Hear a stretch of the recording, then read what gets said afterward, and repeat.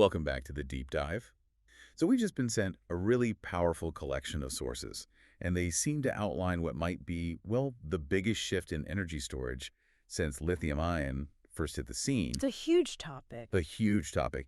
You sent us the evidence, and today we're going to get into the really compelling case for sodium-ion batteries and what their competitive future looks like in the EV world. Okay, let's unpack this. Our mission here is to get past the hype, and look at the actual concrete data that shows why NAND batteries are becoming this major player. A non-negotiable player, really. Exactly. We're talking about a technological pivot that's not just an alternative to lithium, it's a necessary one. And it's happening right now. And that's the critical thing to understand. This isn't some far-off future forecast. The speed of development and the adoption we're seeing, it suggests sodium is becoming a strategic necessity. Backed by real tech progress. Absolutely. Backed by robust technological progress and some very decisive geopolitical moves, especially across Europe and North America. It's an immediate reevaluation of our energy supply chains. Okay, so let's start there at the really high level. What is the problem that sodium actually solves? I mean, for the last decade, lithium-ion has been the engine of the EV revolution. Why this huge push for sodium now? Well, the primary liability is the supply chain. It's incredibly concentrated. Right. Lithium and, the other key stuff like cobalt and nickel, it all comes with a lot of geopolitical baggage. The supply is concentrated in just a handful of regions, which leads to really complex mining issues, environmental problems, and of course, massive price volatility. A few countries basically set the price. And sodium is, well, it's everywhere. I mean, it's in salt, so that completely changes the negotiating table, doesn't it? It flips the table completely. No single cartel can hold the world hostage for EV production.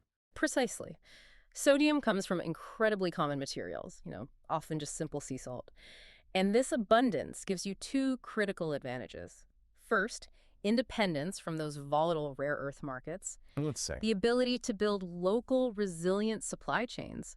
This is a huge deal for regions like Europe and the US that are, frankly, desperate to reduce their reliance on Asia for battery production. That makes perfect strategic sense.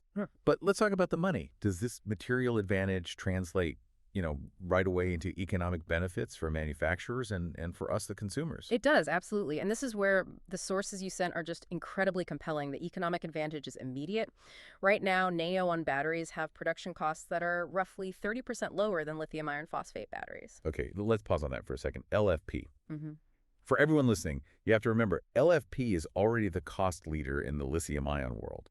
It's what manufacturers like Tesla use for their standard range models, specifically because it's cheaper than the high nickel stuff. Exactly right. So LFP is the current low-cost baseline for electric vehicles. And sodium is 30% cheaper than that. Beating LFP by 30% fundamentally recalibrates the entire cost curve for making an EV.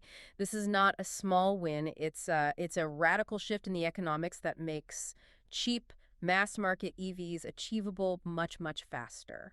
If we connect this to the bigger picture, Yeah. what you're saying is the material availability plus that cost advantage, it enables a revolution not just in battery chemistry. But in the entire supply chain, it promotes decarbonization without all the heavy geopolitical risks or, the environmental burden that's tied to complex rare earth mining. It's a strategic move. A decision rooted in resilience, yeah. And the forecasts, they all predict that by 2030, this cost advantage is going to make NAON batteries intensely competitive everywhere. Everywhere, meaning? Especially for stationary energy storage, which we desperately need for grid stability, and crucially for those entry-level electric vehicles that will drive mass adoption. Okay, so that economic foundation is solid. It's hard to argue with. But economics don't matter if the product doesn't perform or if it's not safe in the real world. Right. The sources mentioned that some early critiques even tried to dismiss sodium as a, quote, hoax. So what are the specific operational advantages that push back on that skepticism? Well, the practical advantages really address the two biggest headaches for current battery management: safety and thermal performance. Okay, let's start with safety. First, safety. NAND batteries are just inherently safer. The sources really emphasize this, that due to their chemistry, they do not easily explode. That's a direct quote. That's a quote. They operate with lower reactivity and often use safer, non-flammable electrolytes. That's a huge advantage for consumer trust and for just getting vehicle certified in the first place. Doesn't easily explode is a massive engineering win, let alone a PR one. But what about the thermal management? That's a huge pain point for all EV batteries. It is. Lithium batteries, they typically need these complex active cooling systems. We're talking refrigerants, pumps, radiators, all this piping. Which adds weight and cost. Immense weight, cost, and maintenance complexity. The Nalion chemistry, though, it shows much better efficiency, especially in the cold, and it only needs passive cooling. Why is passive cooling such a big deal, such an engineering win? Simplicity is everything in engineering. Passive cooling just means the battery can regulate its own temperature with ambient airflow and clever design. So you're getting rid of all those complex, heavy components. All of them. That means lower manufacturing costs, lighter cars, less energy wasted on just regulating temperature, and better durability because there are fewer moving parts that can break. They also seem to last longer overall. A longer lifespan, yeah, it just keeps improving the value proposition. And this isn't just a theory anymore. The sources highlight some incredible momentum, especially in the US. It seems like serious players are making huge bets on sodium right now. Oh, absolutely. I mean, look at a U.S. startup like Peak Energy. They've already secured the financing and the contracts to build what's going to be the world's largest Neron battery. That's the one for Jupiter Power. That's the one. A massive 720 megawatt deployment, and they're aiming for 2027. That kind of commitment, it signals that rapid adoption is already here. And using it for stationary storage for the grid, that helps the EV side too, right? It's crucial because that massive scale drives down production costs for everyone through economies of scale. It's a huge boost for the EV sector. So it's a dual benefit. You solve the grid storage problem while also making electric cars cheaper and safer. This really does confirm that sodium tech is seen as a future foundation for energy, not just some niche EV part. Now, we do have to talk about the traditional Achilles heel of sodium chemistry. The big drawback. The big drawback, energy density. Historically, if you wanted the safety and the cost savings of sodium, you had to sacrifice range. Okay, so where are we now in terms of closing that gap? Well, currently, a commercial neon cell typically gives you somewhere between 100 and 160 watt hours per kilogram. And just for context, how does that compare to lithium? A standard Li-ion battery can be anywhere from, say, 150 up to 270 watt-h kilograms.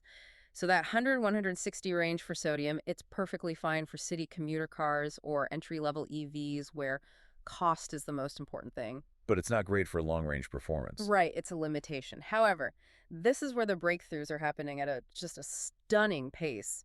The sources confirm that in experimental labs using new materials with extremely high ionic conductivity, They've gotten higher numbers. they have achieved densities up to an astonishing 458 watt-hours per kilogram using sodium chemistry. Okay, here's where it gets really interesting. 458.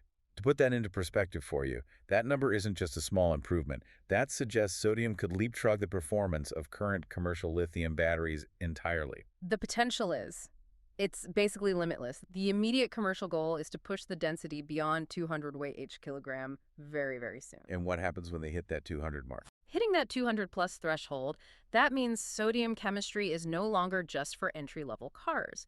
It becomes a plausible, low-cost competitor for standard range EV models across the board. So you get the safety, the cost savings, the resilient supply chain. Plus competitive range. If you can deliver all that, you have completely redefined the baseline for the entire market. That is the definition of a revolutionary alternative for electric mobility. And this innovation, it's not just happening in one place. What about in Europe? Which companies are driving this forward? Well, we really need to look at companies like Horion in Switzerland. They're using a specific chemistry called SMC, which is a sodium nickel technology. Okay. And Horion has deep experience here, over 20 years in this space. They're focused on industrial scalability, recyclability, and crucially stable performance in extreme climates, hot or cold. So they're positioned as a leader in Europe's energy transition. Very much so, alongside their partners in the U.S., like Inlight Energy. Why that specific SMC, the sodium nickel technology? What makes it so strategic? SMC is a great choice because it combines the inherent safety and low cost of sodium with proven stability and good energy transfer. It makes it rugged and reliable. So you prove it in industrial uses first, then move to automotive. Exactly. And that focus on reliability and recyclability aligns perfectly with Europe's, circular economy goals. And then the other one mentioned is an Italian startup, Hiwit. Right, Hiwitz. Their strategic importance really comes from their strong backing from the European Union and the Italian innovation ecosystem.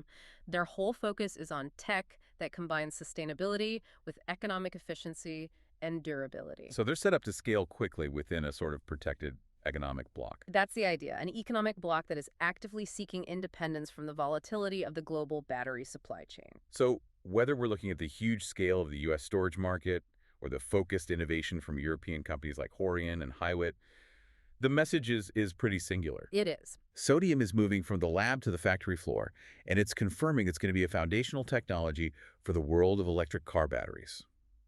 Which brings us to the summary of our deep dive. I mean, the evidence seems conclusive. Sodium is solving huge geopolitical supply chain problems. It's cutting production costs by 30% against the current leader. And it's offering enhanced safety passive cooling. And most importantly, it's rapidly closing that performance gap. Those experimental results are they're leapfrogging what's commercially available today. This is, I think, more than just an alternative. At this point, it looks like a strategic necessity for a sustainable, affordable, and resilient energy transition.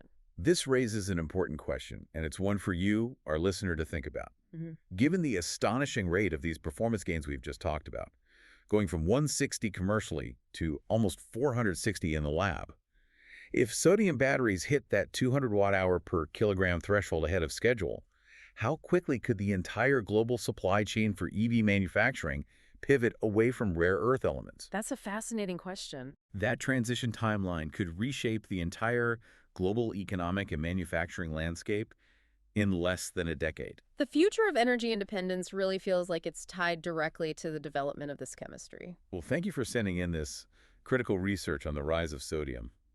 It's clear from this deep dive that the sodium battery is going to be an absolutely essential topic in the world of electric cars. Without a doubt. We invite you to follow the channel and join us for our next deep dive, where we'll tackle another complex topic and turn the data into clear understanding.